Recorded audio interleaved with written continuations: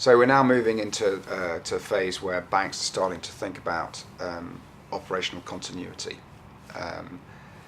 Perhaps just to frame the conversation, why is it now becoming an important issue?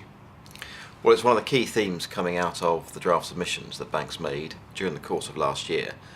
One of the things they had to do was identify impediments and barriers to resolution, and ensuring continuity of operations, keeping the bank going in resolution, was one of those key areas. So do you think there's an approach here that can be applied universally, or do you think banks need to look at themselves on a case-by-case basis? I think that the RRP exercise has now positioned the regulator in such a way that he, in any country, is able to look at a particular bank and think through a structure and consider the implications for each bank of whatever steps might be taken for that bank. So I would have thought that there won't be a one-size-fits-all approach. So we're already having conversations with a number of our clients about how they might structure some sort of operational subsidiarisation, some sort of opco model. What do we think the key features of that sort of entities are likely to be? So I suppose from a legal perspective, that the number one topic that people should focus on is the question of bankruptcy remoteness. So the extent to which an entity can be established so that it is as insolvency remote from the rest of the group as possible.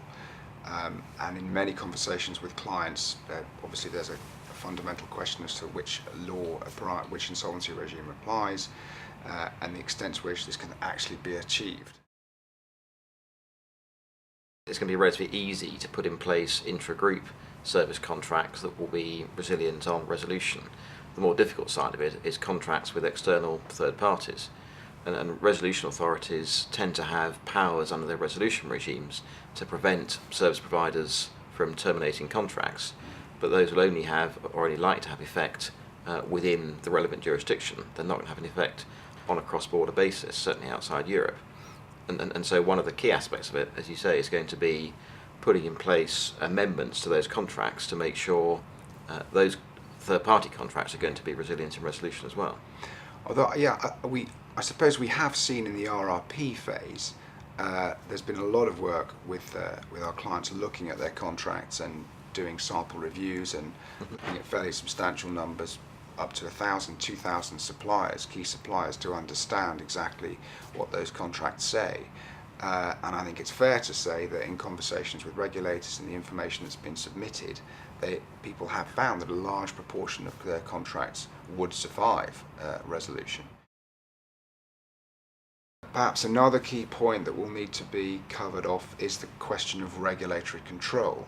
So what kind of controls should regulators be given over this new structure should the bank choose to implement it? And that's a very good point. And some banks are saying, we have services provided by the banks already. Regulators, by definition, have control over it. If we shift those out into an unregulated entity, regulators lose control. Surely that's a big problem. But I think you need to look at it from two sides. From a home state regulator, that's absolutely right. If you control the bank, you control the services, then you're happy, you're in control of your own destiny. If you're a host state regulator in a jurisdiction with a subsidiary or a branch, you come back to the point that you're dependent upon the home state regulator to continue to provide services to you in resolution. So if you have a separate service company which is owned perhaps by a number of banks in the group, then those host state regulators begin to have some element of control, or at least blocking measure, over stopping providing those services. You mentioned earlier you've seen groups that do have an element of operational subsidiarisation. How do we think that's worked out in banks that failed during the crisis of 2008, 2009? I suppose on a view you might say that that some of the bank breakups, the biggest bank breakups, were facilitated by the fact that there were already remote service entities, particularly obviously in countries like India, who were supporting disparate parts of the organisation. So although the breakups took place in quite extreme circumstances, for example the Lehman breakup, it was in some senses made easier by the existence of intragroup services agreements, which facilitated the progressive breakup by liquidators and administrators in different parts of the world, or the subsequent onward sale of businesses, because there were centralized operations.